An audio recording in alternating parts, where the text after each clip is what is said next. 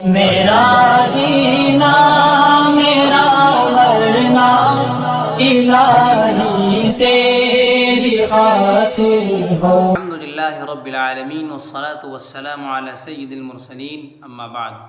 قال النبی صلی اللہ علیہ وسلم: ترکت فیکم امرین لن تضلوا ما تمسکتم بہما کتاب اللہ وسنت نبیہ او کما قال علیہ الصلاة والسلام۔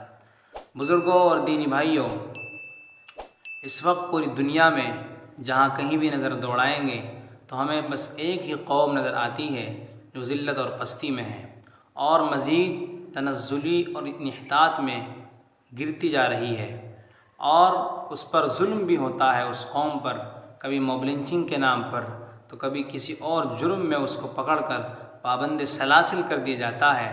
اور یہ قوم کون سی قوم ہے؟ یہ مسلم قوم ہے۔ حالانکہ اس قوم کا تعلق لڑائی جھگڑے سے بالکل نہیں، اس قوم کا تعلق موب لنچنگ سے بالکل نہیں، اس قوم کا تعلق دہشت گرد اور آتنکواد سے بالکل نہیں۔ یہ قوم تو ایسی قوم ہے جو دنیا میں امن و امان اور سلامتی اور آشتی کو پھیلانا چاہتی ہے۔ یہ قوم تو وہ ہے جس کو اللہ تبارک و تعالیٰ نے سراسر خیر بنا کر مبعوث کیا ہے، اور اللہ تعالیٰ نے اس قوم کا نام مسلمان رکھا ہے۔ هو سماکم المسلمین۔ اللہ تعالیٰ کا ارشاد ہے کہ ہم نے اس قوم کا نام مسلمان رکھا ہے، اور مسلمان کہتے ہی اس کو ہیں جو کسی کو تکلیف نہ پہنچائے۔ لیکن پھر بھی یورپین ممالک اور امریکہ اور دوسرے ممالک نے اس قوم کو جو متعارف کرایا ہے پوری دنیا میں، وہ ایک طرح سے دہشت گرد کے نام سے متعارف کرایا ہے۔ اللہ ضرور ان سے حساب لے گا کہ انہوں نے کیسا بدنما داغ اس مسلمان قوم پر لگایا ہے۔ بہرحال یہ مسلمان قوم تنزلی اور پستی میں جا رہی ہے، اس کی کیا وجوہات ہیں؟ حالانکہ یہ قوم بڑی معزز اور محترم قوم تھی۔ اس قوم کا ایک شاندار ماضی رہا ہے، اس قوم کا ایک عروج رہا ہے، اور اس قوم کے قائد اور رہبر جناب محمد الرسول اللہ صلی اللہ علیہ وسلم نے اس قوم کو بام عروج تک پہنچایا ہے۔ لیکن یہ وہ کیا وجوہات ہیں جن وجوہات کی بنا پر یہ قوم ذلت اور پستی میں جا رہی ہے اور مزید تنزلی کا شکار ہے، اور تنزلی سے نکلنے کا نام ہی نہیں لے رہی ہے؟ بہت سے مفکرین نے کچھ کہا، بہت سے دانشوروں نے کچھ لکھا کچھ بولا، بہت سے تھنکرز کچھ لکھتے آ رہے ہیں کچھ بولتے آ رہے ہیں، بہت سے مصنفین کچھ لکھتے آ رہے ہیں کچھ بولتے آ رہے ہیں، لیکن بہرحال سب کا اپنا نظریہ ہوتا ہے۔ میرا بھی ایک نظریہ ہے کہ آخر یہ قوم کن وجوہات کی بنا پر اور پستی کا شکار ہوتی جا رہی ہے۔ تو آئیے جائزہ لیتے ہیں کہ سب سے پہلی وجہ کیا ہے۔ وجہ یہ ہے کہ اس قوم کے اندر شرک عام ہوتا جا رہا ہے۔ مسلمان ہونے کے باوجود بھی، ایمان ہونے کے باوجود بھی اس مسلمان کے ایمان میں شرک کی ملاوٹ ہوتی جا رہی ہے، اور یہ مسلمان قوم شرک کا ارتکاب کرتی جا رہی ہے۔ حالانکہ اللہ تعالیٰ کا ارشاد ہے ان الشرک لظلم عظیم، کہ شرک تو بہت بڑا گناہ ہے، شرک تو کھلم کھلا گناہ ہے، بہت بڑا گناہ شرک، ایسا گناہ ہے۔ اللہ تعالیٰ کا ارشاد ہے کہ اللہ تعالیٰ تمام گناہوں کو تو معاف کر دے گا لیکن شرک کو معاف نہیں کر دے گا۔ شرک کسے کہتے ہیں؟ شرک کہتے ہیں پارٹنرشپ۔ کوئی حاکم بادشاہ اپنے ساتھ کسی کے پارٹنرشپ قبول نہیں کرتا، وہ نہیں چاہتا کہ میرا جیسا کوئی دوسرا حاکم بھی ہو، لیکن احکم الحاکمین، شہنشاہوں کا شہنشاہ رب العالمین اللہ تبارک و تعالیٰ کیسے اپنے ساتھ پارٹنرشپ کو قبول کر سکتا ہے؟ نہیں کر سکتا۔ اس مسلمان قوم نے ایمان کے ہوتے ہوئے بھی شرک کا ارتکاب کیا اور اپنے ایمان میں شرک کی آمیزش کر لی، شرک کو ملا لیا ہے، تو یہ قوم ذلت اور پستی میں جا گھسی ہے۔ حالانکہ اگر اس کا ایمان مضبوط اور ٹھوس ہوتا تو اللہ کی قسم یہ امت کبھی بھی شرک اور پستی کا شکار نہ ہوتی۔ صحابہ کرام رضوان اللہ علیہ مجمعین نے جب ایمان کو ہاتھوں ہاتھ لیا اور اپنے اندر اپنے قلوب میں ایمان کو بسایا اور شرک کو ختم کر دیا تو ان کی کیا حالت تھی؟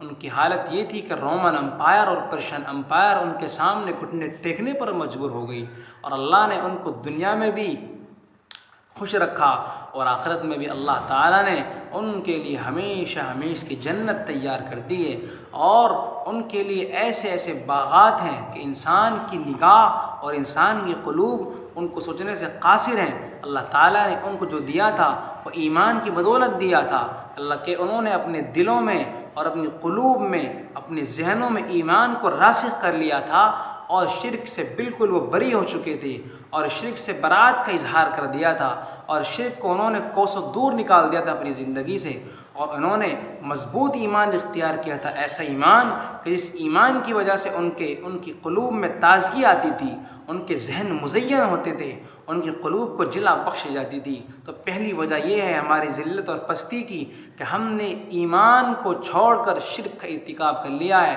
اور ہم نے بہت سے لوگوں نے اپنے ایمان کے ساتھ ساتھ شرک کو بھی ملا لیا ہے، جس کی وجہ سے آج ہم ذلت اور پستی کا شکار ہیں۔ دوسری وجہ یہ ہے کہ مسلمان قوم قرآن اور حدیث سے دور ہوتی جا رہی ہے، اللہ کے رسول صلی اللہ علیہ وسلم کے فرامین سے دور ہوتی جا رہی ہے، حالانکہ آپ علیہ الصلاۃ والسلام نے ارشاد فرمایا تھا ترکت فیکم امرین لن تضلوا ما تمسکتم بہما کتاب اللہ و سنت نبیہ، کہ لوگوں دو چیزیں چھوڑ کر جا رہا ہوں، جب تک ان دو چیزوں پر مضبوطی سے عمل کرتے رہو گے تو تمہیں کوئی بھی گمراہ نہیں کر سکتا۔ پہلی چیز کیا ہے؟ قرآن، دوسری چیز حدیث یعنی سنت رسول، آپ علیہ الصلاۃ والسلام کا طریقہ، آپ کا طرز حیات اور آپ کا اسوہ۔ آج ہم نے کیا کیا؟ ہم نے قرآن کو پش پشت ڈال دیا، ہم نے نبی پاک علیہ الصلاۃ والسلام کی سیرت کو چھوڑ دیا، آپ کے طریقے کو چھوڑ دیا، اور اپنا آئیڈیل بنا لیا۔ یورپین کلچر کو ہم نے اپنا آئیڈیل بنا لیا، ہم نے اس کو اپنا نمونہ بنا لیا یورپین کلچر کو، حالانکہ یہ نہیں، ہمیں جناب رسول اللہ صلی اللہ علیہ وسلم کے طریقے کو فالو کرنا چاہیے تھا، ہمیں آپ کے طریقے پر عمل کرنا چاہیے تھا، ہمیں آپ کے طرز حیات پر چلنا چاہیے تھا، تبھی ہماری کامیابی ہے۔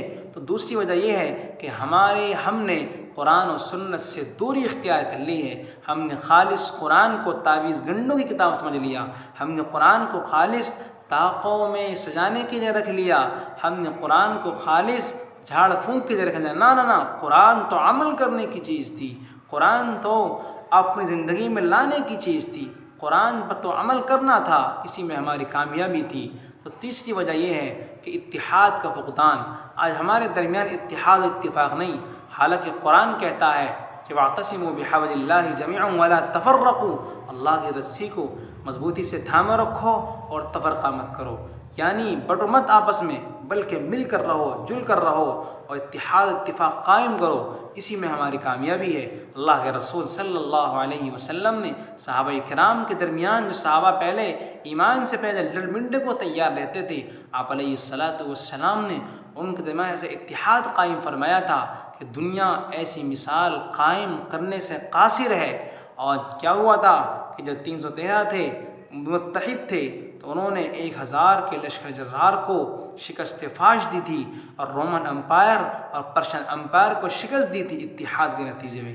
تو چوتھی وجہ یہ ہے کہ ہم لوگوں نے دین اسلام کو خالص عبادت تک محدود کر لیا ہے، یہ سب سے بڑی وجہ ہے۔ سب سے بڑی وجہ یہ ہے کہ ہم نے دین اسلام کو خالص عبادت تک محدود کر لیا، اور ہم نے اسلام کو خالص نماز سمجھ لیا کہ اسلام خالص نماز نہیں ہے۔ نہیں، ایسا نہیں، نماز تو ایک رکن ہے اسلام کا، ایمان کا، نماز کے علاوہ دوسرے ارکان بھی ہیں، حالانکہ مسجد سے باہر اور نماز کے علاوہ تقریباً 95% اسلام ہے، معاملات میں اسلام ہے، سماج میں اسلام ہے، معاشرت میں اسلام ہے، تجارت میں اسلام ہے، زراعت میں اسلام ہے، معیشت میں اسلام ہے، اور گھر کی زندگی میں اسلام ہے۔ ہم نے خالص نماز پڑھنے کو اسلام سمجھ لیا، ہم نے خالص زکوٰۃ دینے کو اسلام سمجھ لیا۔ نہ، اسلام اس کے علاوہ بہت سارا ہے، بہت سارا اسلام ہے اس کے علاوہ۔ اگر ہم خالص سمجھیں گے کہ اسلام نماز میں ہے یا عبادات میں ہے، تو اللہ کے رسول صلی اللہ علیہ وسلم کی مدنی زندگی کا کیا ہوگا؟ جو آپ کی 10 سال زندگی ہے، جس میں آپ نے ایک قائدانہ کردار ادا کیا ہے، اس میں آپ نے امت کو اخلاقیات سکھائے، آپ نے معاملات سکھائے، آپ نے سماج میں رہنا سکھایا، آپ نے معاشرت سکھائی، آپ نے اقتصادیات سکھائی، آپ نے محلے میں رہنا سکھایا، آپ نے گاؤں میں رہنا سکھایا، کس طرح جاتا ہے، اس کا کیا ہوگا؟ اس لیے اسلام خالص عبادت میں نہیں ہے، بلکہ اس کے علاوہ اسلام بہت سارا ہے، جو ہم لوگ چھوڑے بیٹھے ہیں۔ اور آج مسلمانوں کے زوال کی سب سے اہم وجہ یہی ہے کہ ہم نے خالص نماز تک اسلام کو محدود کر لیا۔ آپ ذرا اندازہ کریں، نماز تو پڑھی جا رہی ہے کب سے، نماز لوگ پڑھتے بھی ہیں، حج بیت اللہ بھی کرتے ہیں، زکوٰۃ بھی دیتے ہیں، لیکن کیا وجہ ہے کہ آج ہم ذلت و پستی میں ہیں؟ یاد رکھیں، یہ سب سے بڑی وجہ ہے کہ ہم نے دین اسلام کو خالص نماز سمجھ لیا ہے۔ اور ایک وجہ اور ہے کہ ہم نے فرض منصبی کو چھوڑ دیا، امر بالمعروف اور نہی عن المنکر، جو سب سے اہم فریضہ تھا مسلمانوں کے ذمہ سپرد کیا گیا تھا اللہ کی جانب سے، اس کو ہم نے چھوڑ دیا۔ یاد رکھیں، جب کوئی آفیسر یا کوئی باس اپنے ملازم کو کام دیتا ہے اور ملازم کام نہ کرے تو اس کا باس یا اس کا ہیڈ اپنے ملازم کو یا اپنے نوکر کو برطرف کر دیتا ہے نوکری سے، ڈانٹ پلاتا ہے۔ تو ایسے ہی کیا اللہ نے ہمارے ساتھ بھی۔ اللہ ہمارا حاکم ہے، اللہ ہمارا مالک ہے، اللہ نے ہمارے کاندھ پر ایک کام ڈالا تھا امر بالمعروف کا اور نہی عن المنکر کا، ہم نے اس کام کو چھوڑ دیا تو اللہ تعالیٰ نے ہماری جو پوزیشن پہلے تھی اس کو ختم کر دیا۔ اس لیے اگر چاہتے ہیں کہ وہی پوزیشن برقرار رہے، وہی مرتبہ ملے، وہی منصبہ ملے، تو ہمیں امر بالمعروف اور نہی عن المنکر کرنا ہوگا۔ یہ فرض منصبی ہے، یہ معاف نہیں ہونے والا اللہ کے یہاں بھی، اللہ ضرور پوچھے گا۔ اس لیے جن وجوہات تھی ذلت و پستی کی، اللہ تعالیٰ ہم سب کو ان وجوہات کی جانب نظر التفات کرنے کی توفیق عطا فرمائے، ان کو بروکار لانے کی توفیق عطا فرمائے۔ السلام علیکم ورحمۃ اللہ۔